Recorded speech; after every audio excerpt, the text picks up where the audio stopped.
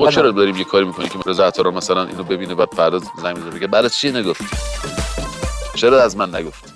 چرا انقدر صدات شبیه آقای بهش عطاران فکر شد؟ میکنم یه دفعه ما درجه یکتر از رضا عطاران در سینما نداریم.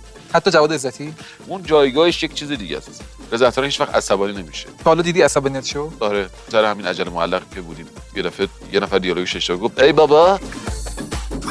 من فهمیدم خیلی عصبانیه ولی خیلی ها نفهمیدن که اون عصبانیه. اوج عصبانیت رضا آره عطاران. دیگه اوج ای بابا. سر یه سینمایی بودیم یه دعوا شد.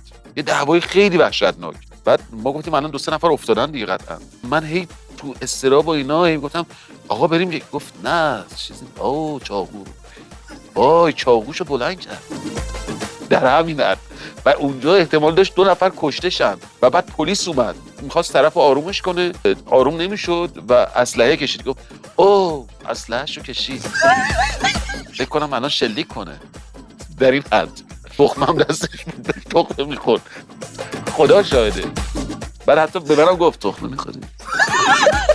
گفتم نه آقا چرا؟ جایی که پلیس اسلحه رو کشید که طرف آروم بکنه گفت وای گلنگدن یکی باید جلوشو بگیره. حداقل خودت برو جلو.